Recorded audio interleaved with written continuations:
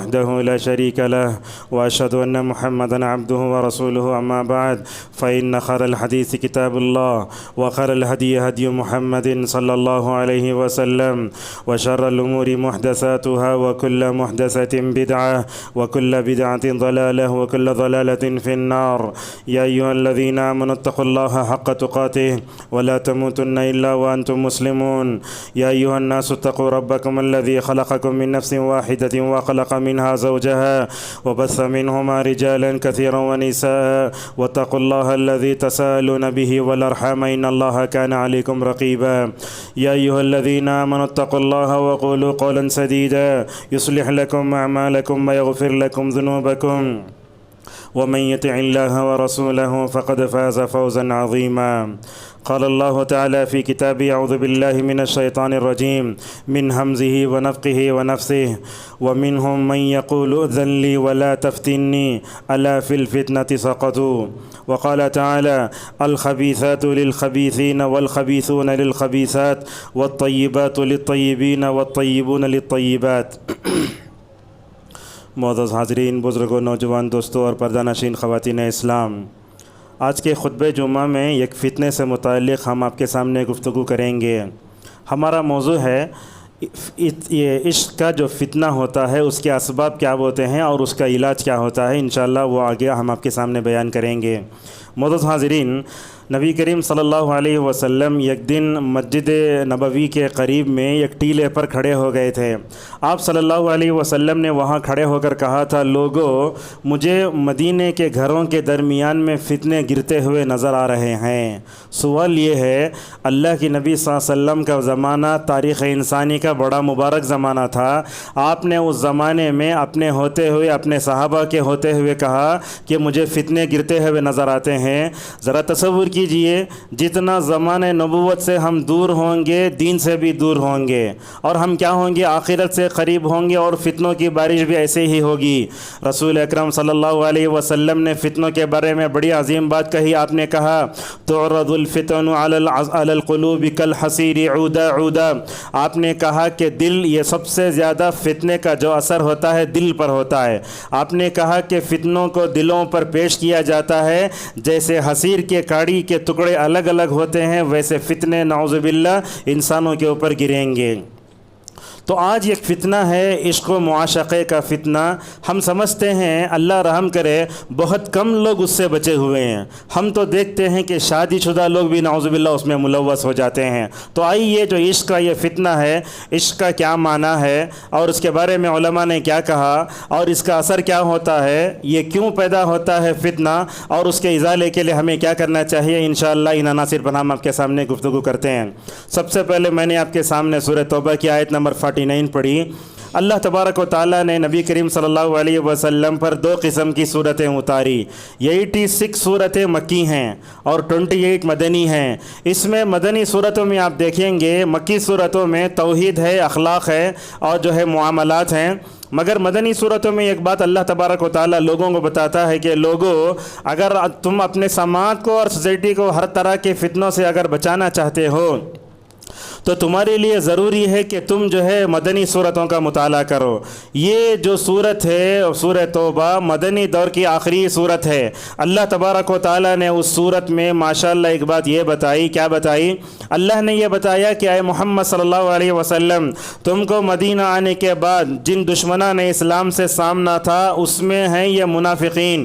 منافقین کی صفت بیان کرتے ہوئے کہا، یہ لوگ ایسے ہیں، جھوٹے ہیلے بہانے کرتے ہیں، عورتوں کے عشق میں گرفتار ہوتے ہیں اور فتنوں میں گرفتار ہونے کے ساتھ ساتھ کفر و شرک میں بھی نعوذ باللہ پڑھتے ہیں.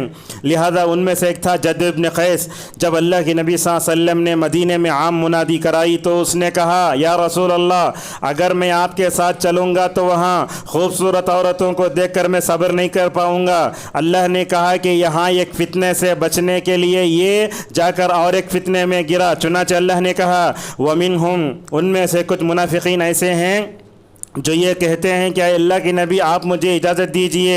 اللہ نے اور وہ کہتا ہے مجھے فتنے میں مت ڈالو. اللہ نے کہا الا فی الفتنۃ سقطوا، ایک فتنے میں جانے سے بڑھ کر اور ایک فتنے میں گر گیا.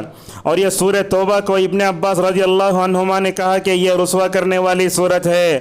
منافقین میں نفاق کی گندگی تھی اور بولتے جیسا آدمی جیسا اپنا ذہن رکھتا ہے ویسا سوچتا ہے۔ یہ نفاق کی جو روک تھا، انہوں نے نعوذ باللہ رسول اکرم صلی اللہ علیہ وسلم کی بیوی ام المومنین عائشہ رضی اللہ عنہا پر بدکاری کا الزام لگایا۔ اللہ نے سورہ نور میں کہا والذی تولی کبرہ، جس نے سب سے بڑا کردار ادا کیا تھا مدینے کے ماحول کو زہر آلود کرنے کے لیے، اس میں سب سے بڑا کردار عبداللہ ابن ابی کا تھا۔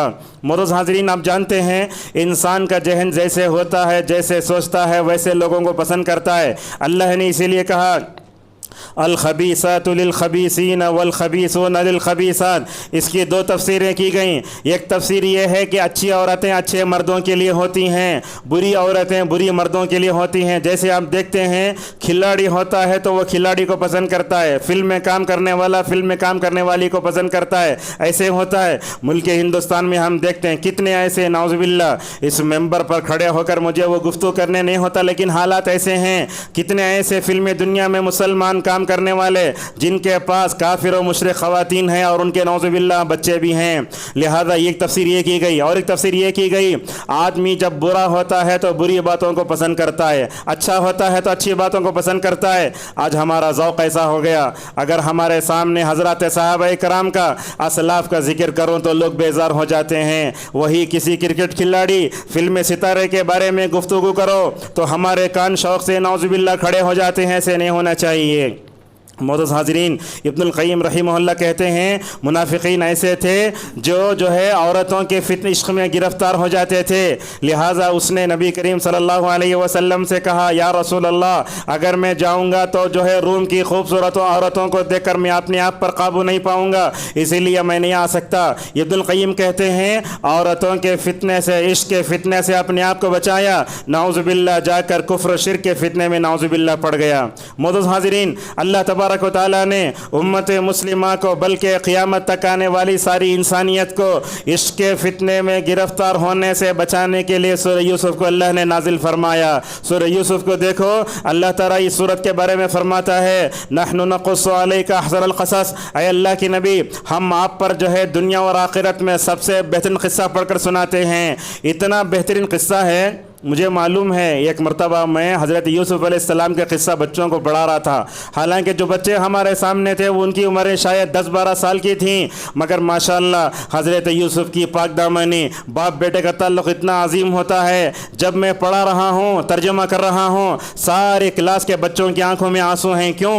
اس لیے کہ وہ دیکھتے ہیں باپ بیٹے کا تعلق کیسے ہے۔ حضرت یوسف کی پاک دامنی ایسے وہ عورتوں کی فتنے سے اپنے آپ کو بچانے کے لیے اللہ کی پناہ بول کر نکل گئے، اپنی شیٹ پھاڑ لی، مگر عورتوں کے فتنے میں گرفتار نہیں ہوئے۔ یہی سورہ یوسف میں اللہ شروع میں فرماتا ہے لقد كان في يوسف واخوته آیات للسائلین، کہا یوسف اور ان کے بھائیوں کے قصوں میں سوال کرنے والوں کے لیے بڑے بہترین عبرت ہے۔ سورت کے آخری میں اللہ فرماتا ہے لقد كان في قصصهم عبرة لأولي الألباب، اے لوگو اگر تم عورتوں کی فتنے سے، عشق کے فتنے میں گرفتار ہونے سے بچنا چاہتے ہو، پاکیزہ یوسف کا قصہ پڑھو، اگر اس قصے میں ماشاءاللہ عبرت رکھنے والوں کے لیے بڑی نشانی ہے۔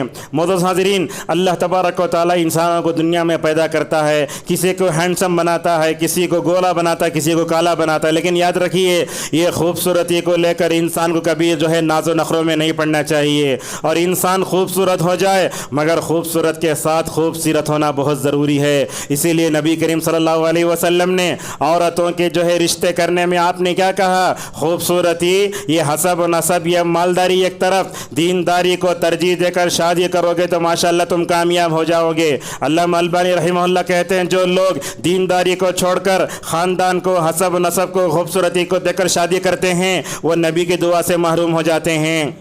یوسف علیہ السلام کو دیکھو، خوبصورت بھی تھے، خوبصورت بھی تھے۔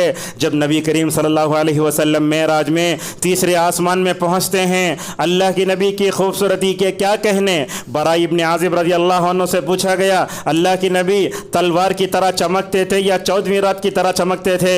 تو براء ابن عازب نے کہا کہ 14ویں رات کے چاند کی طرح چمکتے تھے۔ جریر بن عبد البجلی رضی اللہ عنہ کہتے ہیں رسول اللہ صلی اللہ علیہ وسلم کے بارے میں پوچھا گیا اللہ کی نبی جو ہے خوبصورت تھے یا 14ویں رات کا چاند خوبصورت تھا؟ جو جریر فرماتے میں دونوں کو دیکھ کر ذرا کنفیوز ہو گیا، آخر میں 14ویں رات کے خوبصورت منظر کو دیکھنے کے بعد جب نبی کریم صلی اللہ علیہ وسلم کے چہرے انور کو دیکھا، اس نتیجے پر پہنچا اس سے زیادہ خوبصورت دنیا نے انسان نہیں دیکھا۔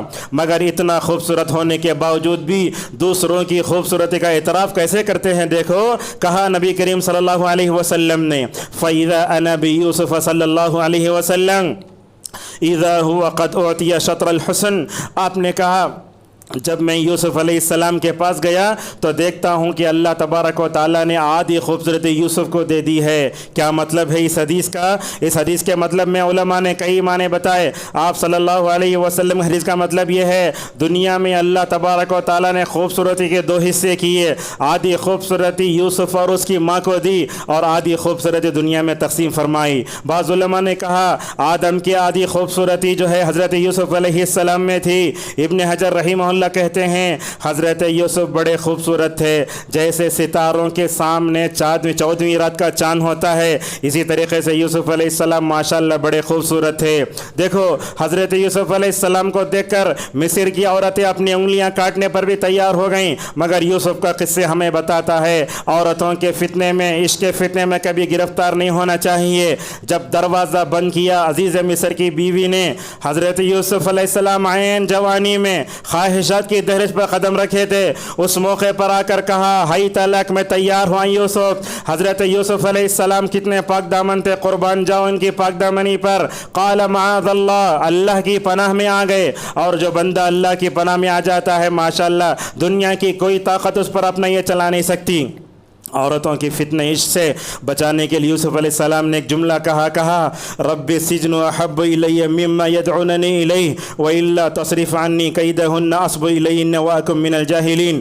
حضرت یوسف کے ان جملوں کو ہر ایک نوجوان کو یاد کرنا چاہیے۔ کہا رب مجھے جیل بہتر ہے عورتوں کے فتنے سے، اے اللہ اگر تو عورتوں کے عشق کے فتنے سے اگر تو مجھے نہیں بچائے گا میں ان کی طرف مائل ہو جاؤں گا اور میں نادانوں میں سے ہو جاؤں گا۔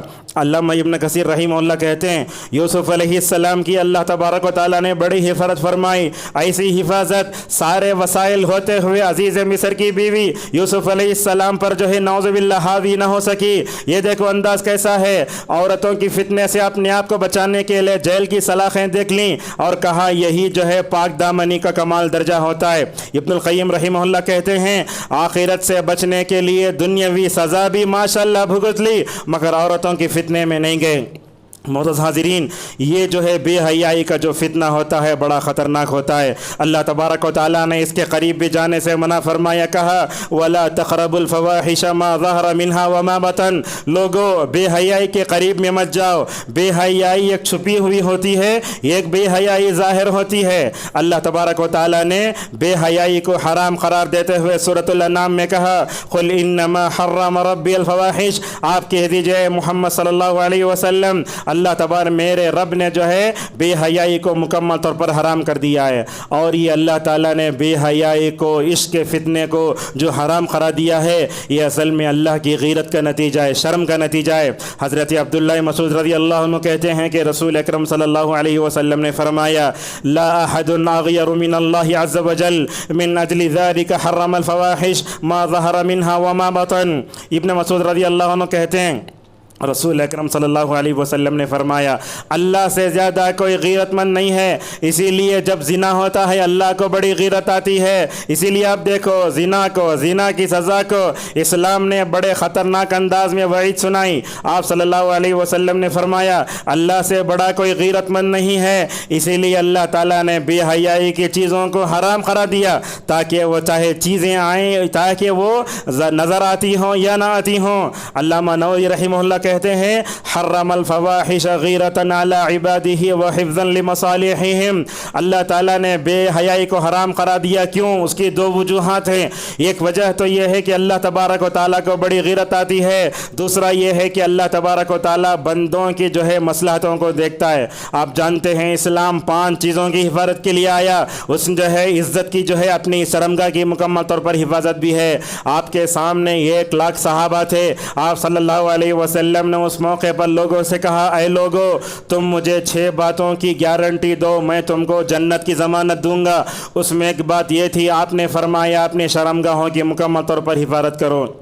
मोअज़्ज़ज़ हाज़िरीन, ईमान एक ताहिर चीज़ है, ईमान एक पाकीज़ा चीज़ है। मैंने यहाँ लिखा है, ईमान की तहारत बेहयाई की गलाज़त एक जगह जमा नहीं होती। आज हमारे मुआशरे में हमारे नौजवान लड़के लड़कियाँ, स्कूलों में कॉलेजों में पढ़ने वाले बच्चे बच्चियाँ इश्क के फितने में गिरफ़्तार क्यों होती हैं? उसकी वजह यह है कि हमने उनकी ईमानी तरबियत नहीं फरमाई। हमने उन्हें कुरान पढ़ाया, हमने उनको हदीस पढ़ाया, मगर ईमान की तहारत हमने हमें घोल कर नहीं पिलाई। क्या कहते हैं? देखो, हज़रत अब्दुल्लाह इब्न अब्बास रज़ियल्लाहु अन्हुमा, रसूल अकरम सल्लल्लाहु अलैहि वसल्लम ने फरमाया, ला यज़नी ज़ानी हीन यज़नी व हुवा मोमिन। आपने फरमाया, जब मोमिन ज़िना करता है तो उसका ईमान मुतासिर होता है, जब मोमिन शराब पीता है तो उसका ईमान मुतासिर होता है, मोमिन जब चोरी करता है तो क्या करता है? उसका ईमान मुतासिर होता है। इब्न अब्बास ने अपने ग़ुलाम इक्रिमा के सामने दोनों हाथों को ऐसे फैला कर कहा, फ़इन ताबा रजा इलैहिल ईमान फशब्बक बैन असाबिही। दोनों हाथों को ऐसे किया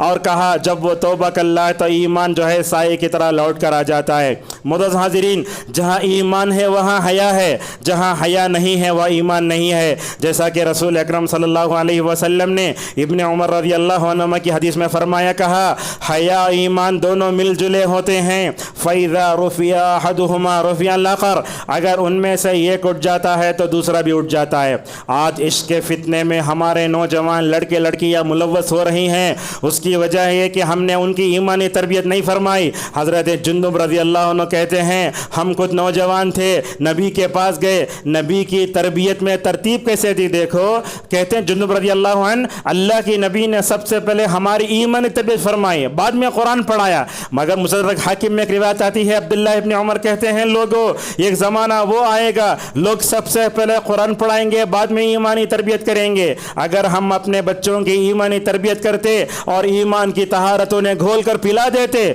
कोई भी फितना उनके दिल में नहीं जाता। रहमान के जो बंदे होते हैं वो अपने दामन को हमेशा शिर्क से मुब्तला, शिर्क में मुब्तला होने नहीं देते, कत्ल नहीं करते। इसीलिए अल्लाह ने कहा, वल्लज़ीना ला यदऊना मअल्लाहि इलाहन आखर वला यक़्तुलूना अन-नफ्स अल्लती हर्रमल्लाहु इल्ला बिल-हक़्क़ि वला यज़नून। अल्लाह ने कहा, मोमिन रहमान के बंदे वो होते हैं जो अपने दामन को शिर्क से गदला नहीं करते, नाहक कत्ल नहीं करते, और उनकी एक सबसे बड़ी पाकीदा सिफत यह होती है कि वो ज़िना जैसी नजासत में नहीं पड़ते। मोअज़्ज़ज़ हाज़िरीन, बेहयाई फैलाना यह बहुत बड़ा गुनाह है। अल्लाह तबारक व तआला ने सूरत अन-नूर की आयत नंबर 19 में क्या फरमाया, इन्नल्लज़ीना युहिब्बूना अन तशिअल फ़ाहिशतु फ़िल्लज़ीना आमनू लहुम अज़ाबुन अलीमुन फ़िद्दुनिया वल आखिरह। जो इंसानी, जो मोमिन, जो मुस्लिम मुआशरे में, मुस्लिम समाज में, मुस्लिम सोसाइटी में बेहयाई को फैलाते हैं, उनके लिए और दुनिया और आखिरत में बड़ा ख़तरनाक अज़ाब है। ये आयत सूरह नूर के सियाक में वहाँ आई जब आयशा रज़ियल्लाहु अन्हा के बारे में, सफ़वान बिन मुअत्तल अस्सुलमी रज़ियल्लाहु अन्हु के बारे में मदीने में कह दिया गया, नाउज़ुबिल्लाह, इन दोनों ने जो है बदकारी कर ली है। अल्लाहु अकबर। क्या हुआ? आयशा पर बदकारी का इल्ज़ाम लगाया गया तो अल्लाह तबारक व तआला ने आयशा रज़ियल्लाहु अन्हा की तरफ से माशाअल्लाह दिफा कैसे किया। इब्नुल क़य्यिम कहते हैं, बंदे का ईमान जिस कदर होता है अल्लाह ताला अपने बंदे की तरफ डिफेंस भी वैसे ही करता है। कैसे था आयशा का ईमान? अल्लाह तबारक व तआला ने हज़रत आयशा के बारे में तकरीबन 10 से ज़्यादा आयतें उतारी। अल्लामा इब्न कसीर कहते हैं, हज़रत आयशा की पाक दामनी के बारे में कुरान में जो 10 आयतें उतरी हैं ना, इंशाअल्लाह क़ियामत तक मुसलमानों के मस्जिदों के मेहराबों में मुकम्मल तौर पर उसकी तिलावत की जाती रहेगी।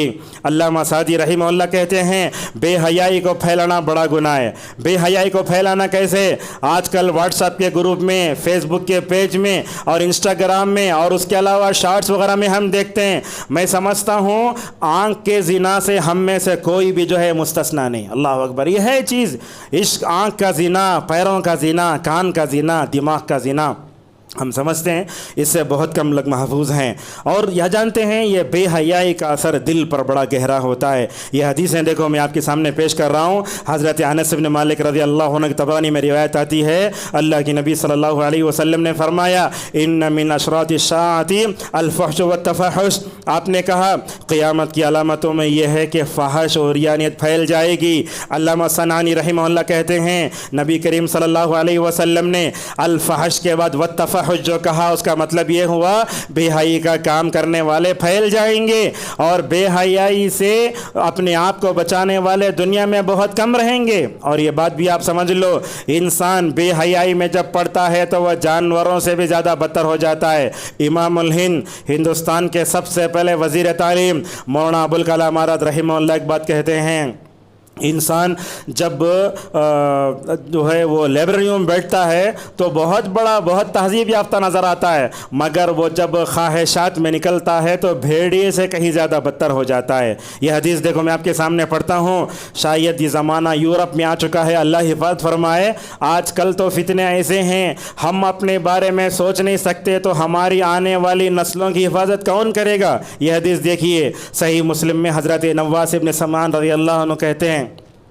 नबी करीम सल्लल्लाहु अलैहि वसल्लम ने क़ियामत की अलामतों को बताते हुए कहा, यबक़ा शिरारुन्नासी यतहारजून तहारजुल हमीर। आपने कहा दुनिया में बदतरीन लोग रहेंगे। कैसे बदतरीन लोग? आपने फरमाया बदतरीन लोग ऐसे रहेंगे ज़िना करने वाले हो जाएंगे। नववी रहमहुल्लाह कहते हैं यतहारजून तहारुजुल हमीर की जो है तक़रीब में सिफत में युजामिउर रिजालु वन्निसा बिहज़रतिन नासी कमा यफ़अलुल हमीर वला यक्तरिज़ून बिज़ालिक। नबी रहमहुल्लाह कहते हैं ऐसा ज़माना आने वाला है, बदतरीन मखलूक पर क़यामत कायम होगी, ज़िना इतना आम हो जाएगा, लोग जो है गधे गधियों की तरह लोगों के सामने क्या करेंगे, ज़िना करेंगे, परवाह नहीं करेंगे, बल्कि वहाँ से गुज़रने वाला कहेगा अरे ज़रा ज़िना तू कर रहा है, ज़रा किसी दरख्त के पीछे दीवार के पीछे छुप जाता तो कितना अच्छा होता। मोअज़्ज़ज़ हाज़रीन, याद रखिए मोहब्बत है, अल्लाह तबारक व तआला ने दिल बनाया है, क्यों? उसमें ताकि सही मोहब्बत डाली जाए। इब्नुल क़य्यिम रहमहुल्लाह मोहब्बत के 10 मरातिब बयान करते हैं, उसमें सबसे पहला जो दर्जा है खुल्ला का है, खालिस मोहब्बत। उस दर्जे को तो दुनिया में हज़रत इब्राहीम और मोहम्मद सल्लल्लाहु अलैहि वसल्लम पहुँचे।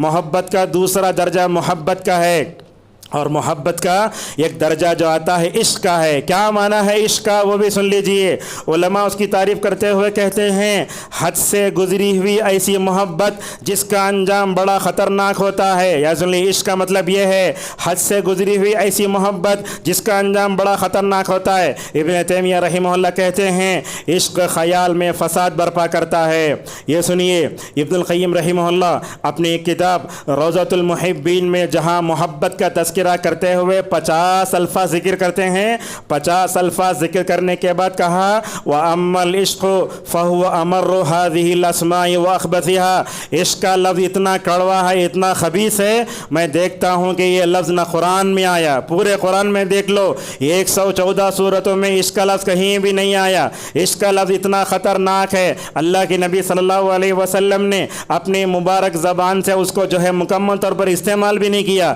एक हदीस आई लेकिन वो हदीस भी ज़ईफ़ है। और अब देखो माशाअल्लाह अरब थे बड़े हया रखने वाले, वो अपने अशार में कभी इसका लफ्ज़ इस्तेमाल नहीं करते। इब्नुल क़य्यिम रहमहुल्लाह कहते हैं बाद के अदवार में ये चीज़ मुकम्मल तौर पर आम हो गई। अल्लामा बिन बास के मायाना शागिर मोहम्मद बिन इब्राहिम अल-हम्द रहमहुल्लाह कहते हैं इसकी 4 शक्लें होती हैं। कुछ मर्द ऐसे होते हैं जो औरतों से इश्क करते हैं, यही ज़्यादा आम है। बाज़ औरतें ऐसी होती हैं जो किसी मर्दों के इश्क में मुब्तला हो जाती हैं। आजकल तो नौज़ुबिल्लाह हाल ऐसे है, शादी होने के बाद, बच्चे होने के बाद, हलाल तरीक़े से पूरी ज़रूरत पूरी होने के बाद भी कहीं ना कहीं कोई मर्द औरत नौज़ुबिल्लाह किसी अजनबी औरत के इश्क में गिरफ़्तार होकर अपनी ज़िंदगी जहन्नम बना रही है। और कहा तीसरा ऐसे होता है कि मर्द मर्दों के इश्क में मुब्तला होता है। ये हज़रत लूत अलैहिस्सलाम की कौम थी। अल्लाह तबारक व तआला ने इस कौम को कैसे उठाया, फजअलना आलियहा साफिलहा, पूरी कौम को जिब्राइल ऊपर ले गए, उलट दिया। इब्नुल क़य्यिम कहते हैं इनके उल्टे जाने की वजह यह है इन्होंने अपनी फितरत को उल्टा था, अल्लाह तबारक व तआला ने उनको उलट के रख दिया। और उसी तरीके से और एक बात भी है, बाद जगह हम देखते हैं कि औरतें औरतों से इश्क का फितना लड़ाती हैं। बल्कि आज दुनिया में ऐसे ममालिक भी हैं जहां कानूनी तौर पर यह बिल पास किया गया मर्द की शादी मर्द से, औरत की शादी औरत से, और नौज़ुबिल्लाह ये हो रहा है। मोअज़्ज़ज़ हाज़रीन, बिल आखिर ये इश्क का फितना क्यों फैलता है उसके असबाब भी उलमा ने बयान फरमाए। सबसे पहले जिस आदमी के पास अक्ल सलीम नहीं होती वही आदमी इश्क के फितने में मुब्तला होता है। یاد رکھیے اللہ تبارک و تعالیٰ نے مجھے کان دیا، آنکھ دیا، دل دیا، کیوں؟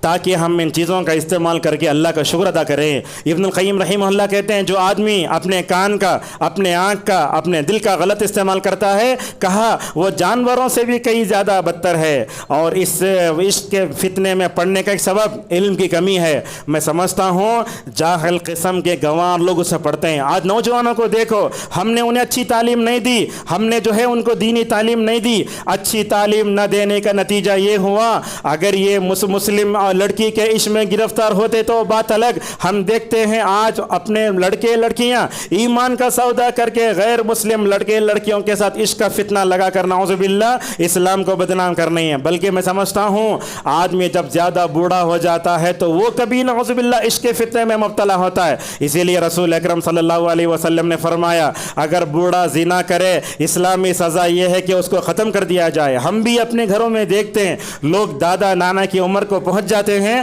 اس کے باوجود بھی نعوذ باللہ وہ پرانے گانے سنتے رہتے ہیں، کہیں نہ کہیں ان کے دل میں نعوذ باللہ عشق کی مصیبت ہے۔ دین کا بگڑا ہوا تصور اور عشق کے فتنے میں گرفتار ہونے والے، اخلاقی گراوٹ والے، دل کی اصلاح سے غفلت ہونے والے، اور جو بری دوستی کی وجہ سے انسان عشق کے فتنے میں مبتلا ہوتا ہے۔ میں آپ کو بتاؤں آج کتنے ایسے فیس بک کے پیج ہیں بنانے والا غیر مسلم، مگر مسلمان لڑکیاں اپنی تصویریں اس میں ڈالتی ہیں، مسلم شہزادی یہ فیس بک کے پیج کا نام ہے۔ لہٰذا یہ گرل فرینڈ بائی فرینڈ کی اصطلاحوں کو اسلام نے پہلے ہی حرام قرار دیا، اور اسی طریقے سے ماحول کا برا اثر، سوشل میڈیا، مغربی تہذیب، اور یہ عشق کے فتنے میں مبتلا کرنے کے لیے فلموں کا بھی بہت بڑا کردار ہے، گانوں کا بڑا کردار ہے، گندے مناظر، تصویریں، خواہشات کے پیچھے بھاگنا، غلط لوگوں کو اپنا نمونہ بنانا۔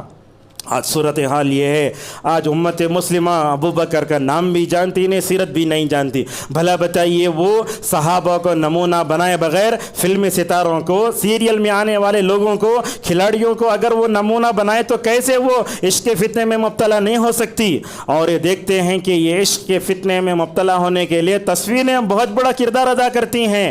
جو بھی مرد کسی لڑکی کو چاہتا ہے یا لڑکی کسی مرد کو چاہتا ہے، سب سے پہلے فون میں اسکرین سیور پر اپنا فوٹو رکھ لیتا ہے، اور ان سب سے بڑھ کر عشق کے فتنے میں مبتلا ہونے کا بہت بڑا سبب جو علامہ ابن تیمیہ نے بیان فرمایا، کہا اللہ نے دل کو پیدا کیا تاکہ اس میں اللہ کی پاکیزہ محبت کو ڈالا جائے۔ جب ہم نے اس میں اللہ کی پاکیزہ محبت نہیں ڈالی، نتیجہ کیا ہوا؟ غلط قسم کی محبتیں نعوذ باللہ جگہ پکڑ گئیں۔ معزز حاضرین، یہ عشق کا فتنہ بڑا خطرناک ہے، اس کے برے اثرات کیا ہوتے ہیں سنیے۔ ابن القیم رحمہ اللہ کہتے ہیں عشق کے فتنے کی وجہ سے بندہ جہنم میں جانے سے پہلے یہ زندگی اس کے لیے جہنم بن جاتی ہے۔ آج معاشرے میں ذہنی تناؤ، ڈپریشن، خوف، جتنا ماحول ہے، ٹینشن کا جو ماحول ہے، یہ کیوں؟ یہ عشق کے فتنے میں مبتلا ہونے کی وجہ سے ہے۔ اور اسی وجہ سے ہم دیکھتے ہیں عشق کے فتنے میں مبتلا ہونے کی وجہ سے نعمتیں چھن جاتی ہیں۔ کتنے ایسے لوگ تھے، علماء تھے، سب بڑے بڑے لوگ تھے، اچھا کام کر رہے تھے، ترقی ہو رہی تھی، کہیں کسی لڑکی کے عشق میں گرفتار ہو کر نعوذ باللہ اپنی ساری صلاحیتیں ضائع ہو گئیں۔ اور عشق کے فتنے میں مبتلا ہونے کا اور ایک بڑا نقصان یہ ہے کہ وہ اللہ کے عذاب کا شکار ہو جاتا ہے اور لوگوں کے سامنے ذلیل ہوتا ہے۔ جو لوگ عشق کے فتنے میں مبتلا ہوتے ہیں، پاکیزہ لوگ انہیں نہیں چاہتے، بلکہ وہ نچلا ہو جاتا ہے، اور کیا ہو جاتا ہے؟ بری نظر سے دیکھا جائے، لوگ نفرت کرتے ہیں۔ اور ان سب سے بڑھ کر عشق کے فتنے میں مبتلا ہونے والے لوگوں کے دلوں سے ایمان کا نور چھن جاتا ہے، اور عشق کے فتنے میں جو لوگ پڑ جاتے ہیں، یاد رکھیے ان کے چہرے سے پانی مر جاتا ہے۔ اسی لیے ہم دیکھتے ہیں ایک آدمی نیک ہوتا ہے، مر جاتا ہے، نہلا کر آخری دیدار ہو رہا ہے، معلوم ہو رہا ہے اس کا چہرہ کھل رہا ہے، زندگی بھر کی نیکی کا پورا اثر اللہ تبارک و تعالیٰ وہاں دکھا رہا ہے۔ میں آپ کے سامنے کچھ ایسے واقعات بیان کرتا ہوں، وقت میرے پاس کم ہے۔ ایک آدمی ایک عورت کے عشق کے فتنے میں گرفتار ہوا، جب اس کے مرنے کا وقت قریب آیا تو اس کو لا الہ الا اللہ کی تلقین کی گئی، مگر جو ہے لا الہ الا اللہ کی تلقین نہیں کیا، اثر نہیں ہوا، بلکہ جس لڑکی سے نعوذ باللہ عشق کرتا تھا اس کا نام لے کر مر گیا۔ اللہ اکبر۔ اسی لیے ابن القیم رحمہ اللہ کہتے ہیں لوگوں، اگر تم حسن خاتمہ چاہتے ہو، زندگی بھر نیک رہو، یاد رکھو اگر پوری زندگی نعوذ باللہ اگر برائی میں گزار دو گے، یاد رکھو ان نیکیوں کا اثر ان برائیوں کا اثر تمہارے دل پر ایسے ہوگا، حسن خاتمہ سے محروم کر دیے جاؤ گے، کلمے والی موت بھی نعوذ باللہ نصیب نہیں ہوگی۔ اور جو عشق کے فتنے میں مبتلا ہوتے ہیں، خواہشات کے غلام ہوتے ہیں، اسی لیے اللہ پوچھتا ہے ارأیت من اتخذ الہہ ہوا۔ اور یہ بات یاد رکھو، فتنے عشق میں اب تو مبتلا ہونے والے لوگ ہمیشہ حسرت کی زندگی گزارتے ہیں. ایک لڑکی ملتی ہے تو اور نہیں اور نہیں اور نہیں، نعوذ باللہ. اور اسی طریقے سے بندہ حرام کو حلال کرتا ہے اور جو ہے نعوذ باللہ دل بھی نیکیوں سے دور ہو جاتا ہے.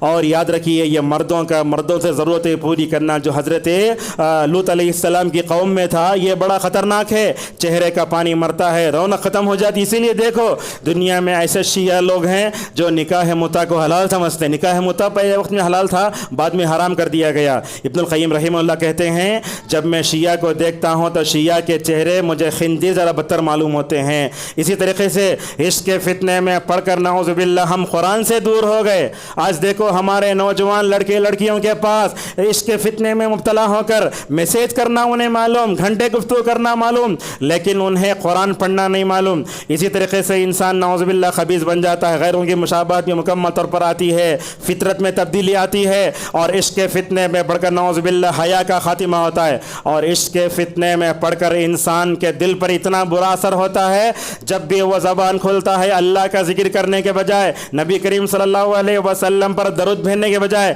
اس کی زبان بھی نعوذ باللہ ذکر سے روک لی جاتی ہے. اور یاد رکھیے یہ عشق کا فتنہ اتنا خطرناک ہے، جب انسان اس کے برے انجام سے ناواقف ہوتا ہے تب چل کر اس میں پڑ جاتا ہے. اور عشق کے فتنے میں مبتلا ہونے کا اور ایک بڑا سبب فرصت.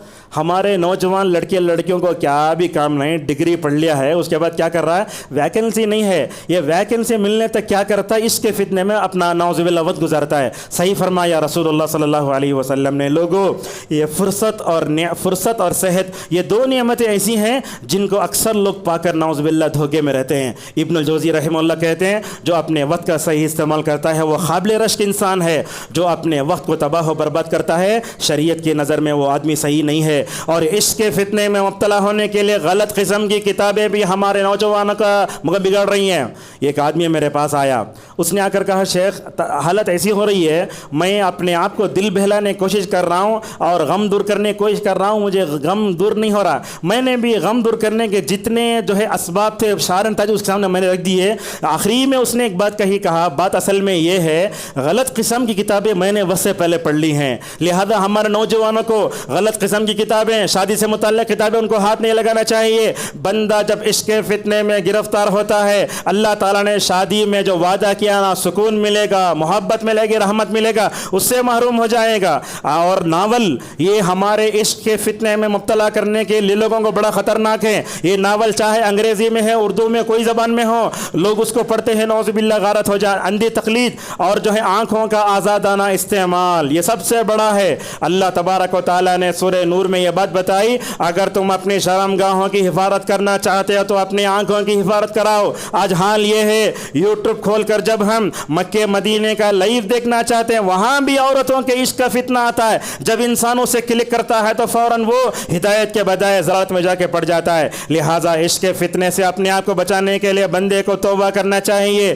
دوسری چیز یہ ہے کہ بندے کو اخلاص سے عمل بھی کرنا چاہیے. ماشاءاللہ عمل میں اللہ نے وہ طاقت رکھی ہے بندے کو برائی سے روکتی ہے. دیکھو حضرت یوسف علیہ السلام کو اللہ تبارک و تعالیٰ نے برائی سے بچایا، وہاں کہا انہو من عباد المخلصین. یوسف علیہ السلام جو ہے کیا ہے مخلص بندوں میں سے تھے. اسی طریقے سے آنکھ کا صحیح استعمال کرو اور عشق کے فتنے میں اپنے آپ کو بچانے کے لیے شادی میں جلدی کرنا چاہیے. ہمارے پاس مردوں کی عمریں 28-30 ہو جاتی ہیں، لڑکی کی عمریں 35 ہو جاتی ہیں، شادی نہیں کرتے. یاد رکھو اللہ نے میرے اور آپ کے اندر ضرور جو ہے وہ شہوت رکھی ہے، اس کا صحیح استعمال کرو تو جنت میں جاؤ گے، اگر اس کا غلط استعمال کرو گے تو نعوذ باللہ جہنم کے مستحق ہو جاؤ گے. اور ان سب سے بڑھ کر عشق کے فتنے سے اپنے آپ کو بچانے کے لیے ہمارے اندر اللہ کا خوف ہونا چاہیے.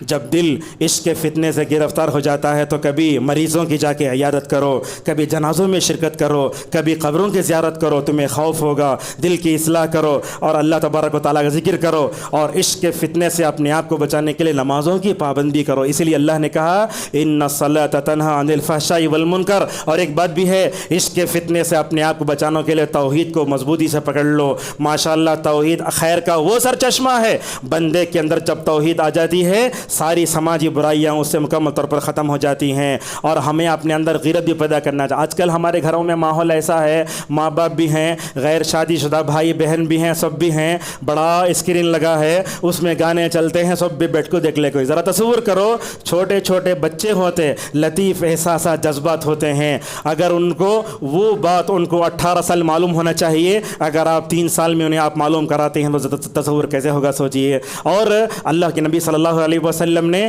ہمارے گھروں کے ماحول کو پاکیزہ رکھنے کے لیے بڑے ایک پاکیزہ بات بتائی۔ وہ بات کیا ہے جانتے ہیں؟ وہ بات آپ نے کہا، اگر تمہارے بچے لڑکے 7 سال کے ہو جائیں تو نماز کو حکم دو، اگر وہ 10 سال کے ہو جائیں تو مارو۔ اس کے بعد آپ نے فرمایا وَفَرَّقُوا بَيْنَهُمْ فِي الْمَضَاجِعِ، اگر تمہارا بیٹا 10 سال کے ہو جاتا ہے تو بستر میں الگ کرو۔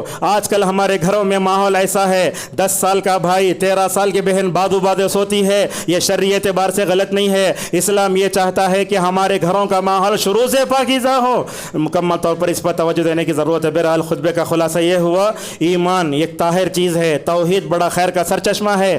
ہم موجودہ معاشرے کو عشق کے فتنے سے اگر اپنے آپ کو بچانا چاہتے ہیں، مکمل طور پر ہمیں ان تمام باتوں پر توجہ دینا ہوگا جیسے میں نے آپ کے سامنے بیان کیا۔ اور عشق کا فتنہ ایسا ہے، بوڑھا بھی، بچہ بھی، عورت بھی، شادی سے پہلے بھی، شادی کے بعد بھی انسان اس میں نعوذ باللہ مکمل طور پر گر سکتا ہے۔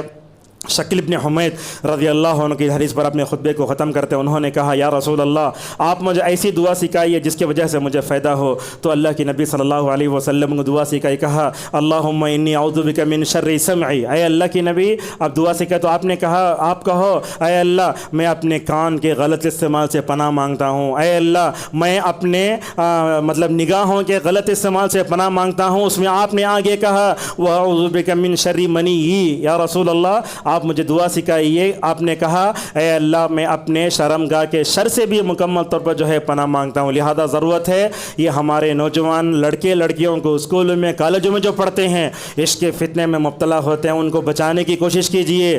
اور جو ہے اللہ نے ہم کو ذمہ دار بنایا ہے، اگر ہم نے معاشرے کو نہیں روکا، یاد رکھیے کل حشر کی عدالت میں ہم سب کو اللہ کے سامنے جواب دینا ہوگا۔ اللہ تبارک و تعالیٰ سے ہماری دعا ہے اللہ تعالیٰ ہم سب کو ہر طرح کے فتنوں سے محفوظ فرمائے، فتنوں سے پناہ مانگتے رہنے توفیق عطا فرمائے۔ اللہ تعالیٰ ہمارے اندر توحید پیدا فرمائے، ایمان کی طہارت پیدا فرمائے۔ اللہ تبارک و تعالیٰ ہم سب کو عشق کے فتنے سے ہماری حفاظت فرمائے۔ اللہ تعالیٰ ہم سب کو شادیوں کے معاملے میں اسلام نے جو ضابطے دی اس پر عمل کرنے کی ہم سب کو توفیق عطا فرمائے۔ اللہ تعالیٰ نوجوان امت کے لڑکیوں کو لڑکوں کو عشق کے فتنے سے محفوظ فرمائے۔ جو لوگ شادی کے لائق ہیں ان کے لیے مناسب رشتوں کا نظام فرمائے۔ وآخر دعوانا ان الحمد للہ رب العالمین۔ الحمد لله على إحسانه والشكر له على توفيقه وامتنانه وأشهد أن لا إله إلا الله وحده لا شريك له تعظيما لشانه وأشهد أن محمدا عبده والداعي إلى رضوانه صلى الله عليه وعلى آله وصحبه وسلم تسليما كثيرا. أعوذ بالله من الشيطان الرجيم. إن الله وملائكته يصلون على النبي يا أيها الذين آمنوا صلوا عليه وسلموا تسليما. اللهم صل على محمد وعلى محمد كما صليت على إبراهيم وعلى إبراهيم إنك حميد مجيد. اللهم بارك على محمد وعلى محمد كما باركت على إبراهيم وعلى إبراهيم إنك حميد مجيد. اللهم عن الصحابة أجمعين أبي بكر وعمر وعثمان وعلي وعن سائر الصحابة أجمعين وعنا معهم بجودك وكرمك يا أكرم الأكرمين. اللهم انصر دينك وكتابك وسنة نبيك محمد صلى الله عليه وسلم وعبادك المؤمنين. اللهم احفظنا بالإسلام قائمين واحفظنا بالإسلام قاعدين واحفظنا بالإسلام راقدين ولا تشمت بنا عدوا ولا حاسدين. ربنا آتنا في الدنيا حسنة وفي الآخرة حسنة وقنا عذاب النار. اللهم إنا نعوذ بك من زوال نعمتك وتحول عافيتك وفجاءة نقمتك وجميع سخطك يا ذا الجلال والإكرام. اللهم انصر أمة محمد صلى الله عليه وسلم في كل مكان. اللهم انصرهم على عدوك وعدوهم يا قوي يا عزيز. ربنا لا تجعلنا فتنة القوم الظالمين ونجنا برحمتك من القوم الكافرين. ربنا هب لنا من أزواجنا وذرياتنا قرة أعين واجعلنا المتقين إماما. أعوذ بالله من الشيطان الرجيم. إن الله يأمر بالعدل والإحسان وإيتاء ذي القربى وينهى عن الفحشاء والمنكر والبغي يعظكم لعلكم تذكرون. فاذكروا الله يذكركم وادعوه يستجب لكم ولذكر الله أكبر والله يعلم ما تصنعون.